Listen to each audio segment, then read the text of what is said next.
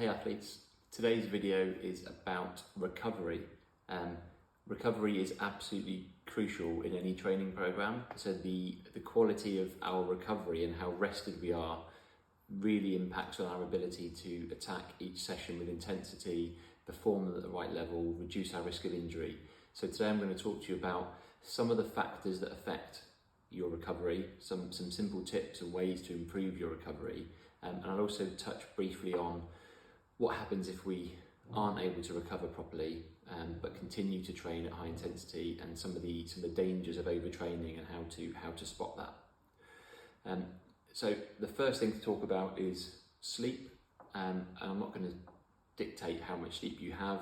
Everyone needs slightly different amounts of sleep, anywhere between 6 to 8.5 hours, 6 to 9 hours is fine for most people. But one of the things that is really important is about sleep consistency. So even for those of you that aren't getting 8 hours sleep, you might only be getting 6.5. Trying to be really consistent with your sleep and wake times will really help your body adapt and essentially learn your circadian rhythms and when your body is asleep. So actually it can really push that repair function while you're asleep. Things like improved muscle recovery, hormone regulation, cognitive function, and also stabilising your mood all come from that sleep consistency. And that is a huge factor in your athletic performance. Next, another obvious one, but hydration. So a balanced diet with a decent level of macronutrients. So you're not going to be super high carbs, low fat. You're going to be relatively balanced, hitting your protein, but particularly hydration as part of that general nutrition package. So making sure you're properly hydrated, anywhere from 2.5 to 3 litres of water a day.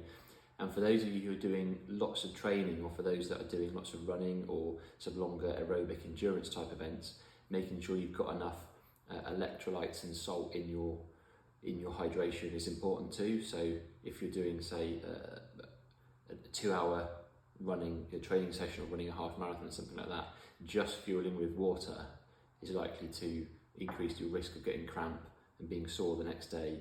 So making sure you're taking on board some sort of electrolyte tablet or a banana or something that's got some carbs in it is really important. We've done another video on the importance of nutrition and fueling for training as well, so I would relatively skip over nutrition, but obviously nutrition itself is a huge part of your recovery. Just finishing up on hydration, a simple way of measuring is the colour of your wee. So if your wee is really dark, then you probably need to hydrate more. So you want it to be a nice light pale colour essentially. We talked about protein intake briefly in the nutrition part, and there was another video around nutrition and fueling for your training. So go and have a watch of that one. But protein intake is really important. Next is active recovery. So on those rest days, and as part of everyday athlete, we do build in some active recovery and rest days.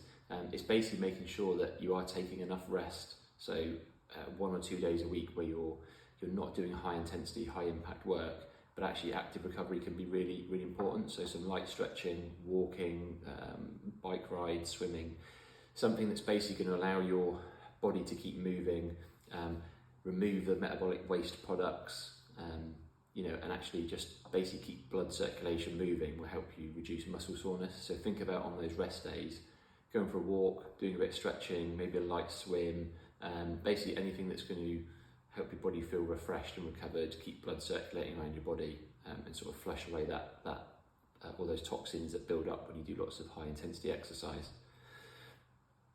You could think about doing some foam rolling and mobility work. So particularly if you've got sore muscles after training, rolling those muscles out on a foam roller, or doing some stretching and mobility. If you've got particularly tight hips or ankles, doing that bit of additional work during your recovery time will help in terms of stiffness the next day, and also in terms of performance the next day as well. The last two sort of go hand in hand, but we're talking about sort of mental recovery in terms of mental fatigue, and sometimes that can affect your performance as well. So being able to actually spend some time switching off and relaxing, perhaps reflecting on how you've trained or things you've got going on that day. For those that enjoy mindfulness, trying that as well. But essentially that reduced stress level and that chance to relax and recover and recuperate is going to reduce your risk of overtraining and injury. And it's also going to help you reflect and learn skills. Sometimes some of the stuff we learn is fairly complicated, some of the Olympic lifts, for example, and having a bit of downtime just to review what you've done that day, perhaps watch your training videos or just relax will help embed some of those movement patterns.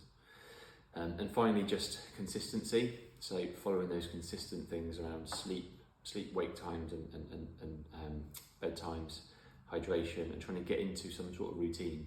Even if it's not perfect, if it's consistent, your body will adapt to that. So lots of different factors that go into it. One of the big dangers of not recovering properly is overtraining. So those of you that are trying to push and train hard, maybe 5-6 times a week, can easily lead to overtraining if you're not recovering properly. Some of the symptoms are persistent fatigue, so feeling tired even after a good night's sleep and a rest day.